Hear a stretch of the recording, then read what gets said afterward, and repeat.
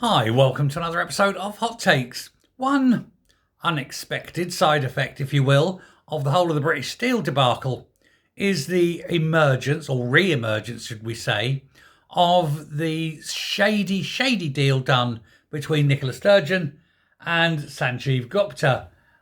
He, of course, was the Indian steel magnate who basically screwed the Scottish taxpayer for over £500 million on the promise of this, that and the other, which never actually materialised.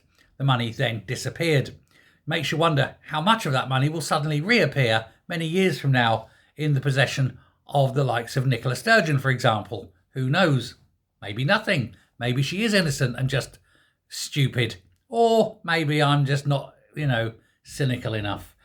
Who knows? But it has resurfaced because people are looking into the whole of the reason for British Steel foundering. No pun intended.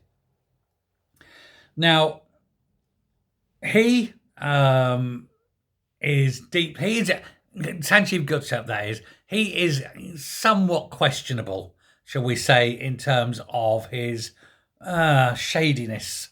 Can't really outright call him a crook, but there's many people that feel as though he's a crook. And of course, it's at the same time that was happening, you've got the trying to nationalise Grangemouth. And again, that'll be billions up the shitter, basically, like the Gupta money. But when you buy these things for literally like £5, and then get promises of the redundancies being paid for by the Scottish government, and then we will promise to keep this open, we'll promise to do that, and then it all goes. And those 2,000 jobs that he promised never occurred, and then it was asset stripped. And the Scottish taxpayer lost £500 million, and, it was all swept under the carpet. It's very, very efficiently in the way that Nicola Sturgeon likes to do it. But he buys these power plants, and why? Where is the money going and who's making the money? This has been asked many, many times before, and there's never been a sufficient answer. But now that this whole British Steel thing's coming up with the way that it's going to be bought and what happened to it previously, and when Indians buy British properties, like they bought MG, oh yes, we'll keep the jobs in Britain, and immediately went to India and things like this. We must start treating India the same as they treat us, because if you went to India, say Tesco's tried this, and they weren't allowed to open up in Tesco's because, they're not predominantly Indian and they're very protectionist. Well, let's us be protectionist for a while and say, look, India hasn't opened up its borders for us to trade. We'll close down our borders to India. That's how you got to do it, and you can't let Indians buy infrastructure. In fact, no foreigner should buy British infrastructure. And he's protectionist, but yes. But Gupta, like I say, promised these jobs. He was, that was a lie.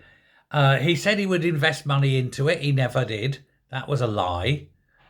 Then it was the same with the Chinese taking over British Steel. Oh, we're going to do this and we're going to do that. And really, they only brought British Steel in order to close it. So it's not as though they didn't have a heads up. But now, the Serious Fraud Office obviously looked into it. They could find nothing because it was so well hidden, I suspect. There's been criminal probes, but they've failed, which is why I'm saying he's not a crook. I'm just saying he's very, very good. But I think there's a lot of compliance by the Scottish government over Gupta. And if there is any criminality, I don't believe it's with Gupta. I believe it's with the Scottish government. But you'll never prove it. Hey ho, let me know what you think. Thanks very much. Bye.